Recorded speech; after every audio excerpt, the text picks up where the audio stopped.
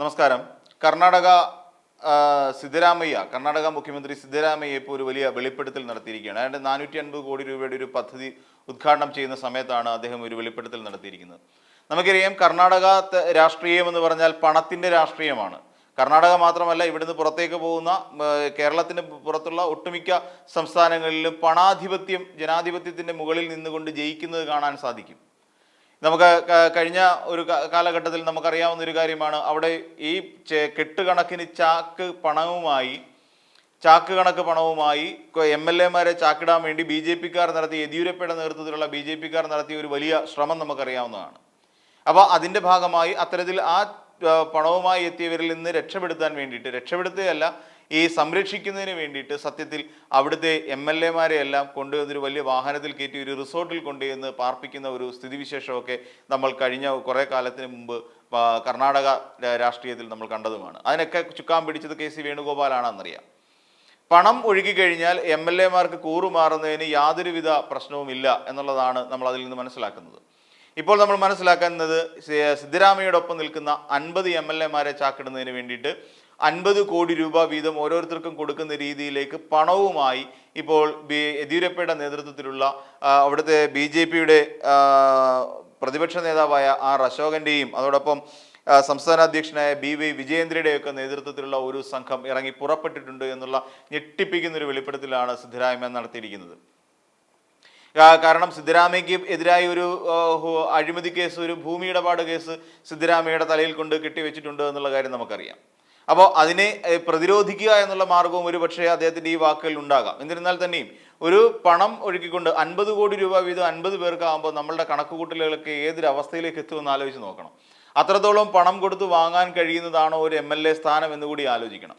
അപ്പം സിദ്ധരാമയ്യ പറയുന്നത് ഇവർക്കൊക്കെ നോട്ടടി ഉണ്ടോ എന്നാണ്. അതായത് ഈ യെദ്യൂരപ്പയ്ക്കാണെങ്കിലും ഈ പറയുന്ന പോലെ R. അശോകനാണെങ്കിലും ബസവരാജ ബൊമ്മയ്ക്കാണെങ്കിലും അതുമല്ലെങ്കിൽ BY വിജയേന്ദ്രയ്ക്കൊക്കെ ആണെങ്കിൽ പോലും ഇവർക്കൊക്കെ കള്ളനോട്ടടി ഉണ്ടോ എന്നതിനെക്കുറിച്ച് കേന്ദ്ര സർക്കാർ അന്വേഷിക്കുന്നില്ല.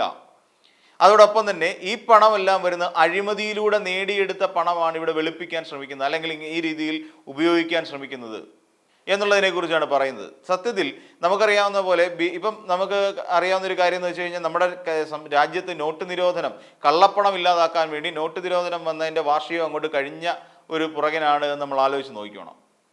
പ്രധാനമന്ത്രി അന്ന് ഇവിടെ നോട്ട് നിരോധനത്തെക്കുറിച്ച് പറഞ്ഞപ്പോൾ അദ്ദേഹം പറയുന്നത്, നമ്മുടെ രാജ്യത്തെ കള്ളപ്പണം തടയുന്നതിനും അഴിമതി ഇല്ലാതാക്കുന്നതിനും വേണ്ടിയിട്ട് ഹൈ ടെക്നോളജി ഉപയോഗിച്ചുകൊണ്ടുള്ള നോട്ടുകൾ ഇവിടെ നമ്മൾ പ്രിന്റ് ചെയ്ത് തുടങ്ങിയിരിക്കുന്നു. അതായത് വെള്ളത്തിനടിയിൽ പോയാൽ പോലും കണ്ടുപിടിക്കാൻ പറ്റുന്ന തരത്തിൽ, അല്ലെങ്കിൽ മണ്ണിനടിയിൽ കുഴിച്ചിട്ടാൽ പോലും ആ നോട്ട് കണ്ടുപിടിക്കാൻ പറ്റുന്ന തരത്തിലുള്ള ചിപ്പുകൾ വെച്ചിട്ടുള്ള നോട്ടുകളായിരിക്കും നമ്മുടെ രാജ്യത്ത് ഇനി മുതൽ ഉണ്ടാകുക എന്നാണ് നോട്ട് നിരോധനം കഴിഞ്ഞ പാടെ പ്രധാനമന്ത്രി നമ്മളോട് പറഞ്ഞത്. നമ്മളിൽ പലരും ഈ പറയുന്ന നോട്ടെടുത്ത് എത്ര കീറി നോക്കിയിട്ടും, 2000 നോട്ടെടുത്ത് കീറി നോക്കിയിട്ടും അതിനകത്തൊന്നും പ്രധാനമന്ത്രി ഒളിപ്പിച്ചു വെച്ച ആ ചിപ്പ് കണ്ടെത്താൻ സാധിച്ചിട്ടില്ല. അതിനുശേഷവും രാജ്യത്ത് കള്ളപ്പണങ്ങൾ ഇവിടെ വന്നിട്ടുണ്ട്. ഈ രാജ്യത്ത് കള്ളപ്പണം വന്നതിൻ്റെ ഭാഗമായിട്ട് ഈ കള്ളപ്പണത്തിനകത്ത് ഇത് എവിടെയെല്ലാം ഒളിപ്പിച്ചു വെച്ചു. ഇതിൻ്റെ കള്ളപ്പണത്തിൻ്റെ പ്രധാന ഡിനോമിനേഷൻസ് എല്ലാം 2000-ൻ്റെ ആയിരുന്നു. 2000 നോട്ട് റിലീസ് ചെയ്ത സമയത്ത്, അന്ന് ആ സമയത്ത് തന്നെ എല്ലാവരുടെയും കയ്യിൽ, അതല്ലെന്നുണ്ടെങ്കിൽ ഈ കള്ളപ്പണ ഇടപാടുകളിൽ പിടിക്കുന്ന പണമെല്ലാം 2000 നോട്ടുകളായിരുന്നു. ഇതൊക്കെ എങ്ങനെ സംഭവിക്കുന്നു? അപ്പോൾ നമുക്ക് ചിന്തിക്കേണ്ടി വരും, സിദ്ധരാമയ്യയുടെ വാക്കുകൾക്ക് എവിടെയൊക്കെയോ ചില പ്രസക്തി ഉണ്ട് എന്ന് നമ്മൾ ആലോചിക്കേണ്ടി വരും. രാജ്യത്ത് ഇത്രയും കോടിക്കണക്കിന് രൂപ, 50 കോടി രൂപ വീതം 50 MLA-മാർക്ക് കൊടുത്തുകൊണ്ട് അവരെ വിലയ്ക്ക് വാങ്ങാൻ നടക്കുന്ന സർക്കാരിൻ്റെ എവിടെ നിന്നാണ് ഈ പണം? അല്ലെങ്കിൽ പാർട്ടിക്ക്, BJP പോലെ ഒരു പാർട്ടിക്ക് എവിടെ നിന്നാണ് ഈ പണം? ഇത്തരത്തിൽ കള്ളപ്പണം സംസ്ഥാനങ്ങളിലേക്ക് ഒഴുകിക്കൊണ്ടിരിക്കുന്നു. നമുക്കറിയാം, നമ്മുടെ സംസ്ഥാനത്ത് പോലും ഒരു തെരഞ്ഞെടുപ്പുമായി ബന്ധപ്പെട്ട് പിടിച്ച പണത്തിന് സോഴ്സസ് ഇല്ല, ഉറവിടമില്ല. ഹവാല ഇടപാടുകൾ നമ്മുടെ സംസ്ഥാനത്ത് നടക്കുന്നു, അല്ലെ രാജ്യത്ത് നടക്കുന്നു, വ്യാപകമായി നടക്കുന്നു. നമ്മുടെ സംസ്ഥാനത്ത് അതൊരു മോഷണ കേസ് വന്നു കഴിഞ്ഞപ്പോൾ മാത്രമാണ് ഇത്രയും കോടി രൂപ, ഏകദേശം 40 കോടിയിലധികം രൂപ നമ്മുടെ സംസ്ഥാനത്തേക്ക് കടത്തി എന്നുള്ളതിനെ കുറിച്ച് അറിയുന്നത്. അപ്പം ഈ രീതിയിലെല്ലാം നമ്മുടെ രാജ്യങ്ങളിൽ ഈ രാഷ്ട്രീയത്തിനോ അല്ലെങ്കിൽ ജനാധിപത്യത്തിൻ്റെ മേലേക്ക് പണം വന്ന് കുമിഞ്ഞു കൂടിക്കൊണ്ടിരിക്കുന്നു എന്നുള്ളതിൻ്റെ ഉദാഹരണമാണിത്. ഇപ്പം അതിനെ നമ്മൾ വളരെ സൂക്ഷ്മതയോടുകൂടി കാണേണ്ട ഒരു സാഹചര്യത്തിലൂടെയാണ് കടന്നു പോയിക്കൊണ്ടിരിക്കുന്നത്. അതുതന്നെയാണ് ഈ പറയുന്ന ഇദ്ദേഹം സിദ്ധരാമയ്യ ഇക്കാര്യങ്ങൾ വെട്ടിത്തുറന്ന് പറഞ്ഞിരിക്കുന്നത്. അപ്പോൾ അതായത് സംസ്ഥാനത്ത് അപ്പം എവിടെയാണ് നമ്മളുടെ ഇത് നിരോധിക്കാൻ വേണ്ടിയിട്ട്, അല്ലെങ്കിൽ കള്ളപ്പണത്തിൻ്റെ ഒഴുക്ക് തടയാൻ വേണ്ടിയിട്ടുള്ള എൻഫോഴ്സ്മെൻറ്റ് ഡയറക്ടറേറ്റ് ഒക്കെ എവിടെയാണ്? അവരെ ആരെയും ഈ ഭാഗത്തൊന്നും കാണുന്ന പോലും ഇല്ലല്ലോ. അല്ലെങ്കിൽ എന്തുകൊണ്ട് ഈ രീതിയിലുള്ള കള്ളപ്പണം ഇവിടേക്ക് എത്തുന്നു, എന്തിനു വേണ്ടിയിട്ട് എത്തുന്നു, ഇതിനെക്കുറിച്ച് അന്വേഷണം നടത്തുന്നതിനോ ഇതിൻ്റെ സോഴ്സസിനെ കുറിച്ച് മനസ്സിലാക്കുന്നതിനോ ഇത് ആരൊക്കെയാണ് കൈകാര്യം ചെയ്യുന്നത് എന്നതിനെക്കുറിച്ച് വെളിപ്പെടുത്തുന്നതിനോ അല്ലെങ്കിൽ ഈ രീതിയിൽ ഹവാല പണവും കള്ളപ്പണവും ഒക്കെ നമ്മുടെ രാജ്യത്തേക്ക് വ്യാപകമായി MLA-മാരെ വിലയ്ക്ക് വാങ്ങുന്നതിന് വേണ്ടി പ്രചരിക്കുന്നുണ്ടെങ്കിൽ അത് തെറ്റായ ഒരു പ്രവണതയല്ലേ കാണിച്ചു കൊടുക്കുന്നത്? ഈ പ്രവണതയെ ചെറുക്കാൻ എന്തുകൊണ്ട് കേന്ദ്ര സർക്കാരിന് കഴിയുന്നില്ല? ഇവിടെ ഡിമോണിറ്റൈസേഷൻ കൊണ്ടുവന്നു, അതായത് നോട്ട് നിരോധനം കൊണ്ടുവന്ന് ജനങ്ങളെ എല്ലാം തെരുവിലേക്ക് ഇറക്കിയ സമയത്ത് തെരുവിലിറങ്ങി നിന്നുകൊണ്ട് ബാങ്കിൻ്റെ മുന്നിൽ പോയി നിൽക്കുന്നവരെ സാധാരണക്കാരനെ പോലും പോലീസ് അതിക്രൂരമായി മർദ്ദിക്കുന്ന ഒരു സ്ഥിതിവിശേഷം പോലും നമ്മുടെ രാജ്യത്തിന് ഉണ്ടാക്കിയെടുത്ത ഒരു ഭരണാധികാരി കൂടിയാണ് നരേന്ദ്രമോദി.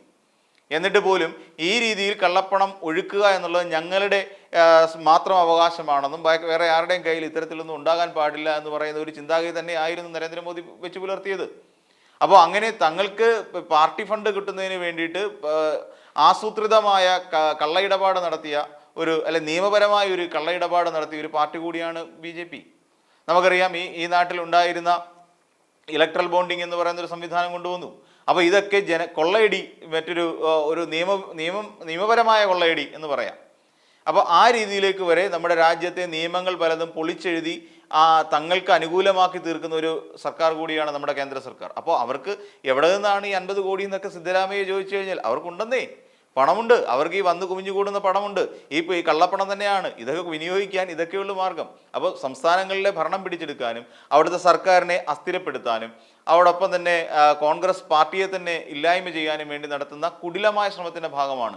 അതിന് എത്ര കോടി രൂപ വേണമെങ്കിലും മുടക്കാൻ തയ്യാറായി നിൽക്കുന്ന ഒരു കേന്ദ്ര സംവിധാനവും BJP-യുടെ കേന്ദ്ര സംവിധാനവും നമ്മുടെ രാജ്യത്തുണ്ട് എന്നുള്ളതാണ് ആപത്കരമായ ഏറ്റവും വലിയ ഭീഷണി. ഈ വീഡിയോ നിങ്ങൾക്ക് ഇഷ്ടമായാൽ ലൈക്ക് ചെയ്യുക. കൂടുതൽ വീഡിയോകൾക്കായി യോഗനാഥം ന്യൂസ് ചാനൽ സബ്സ്ക്രൈബ് ചെയ്യുക.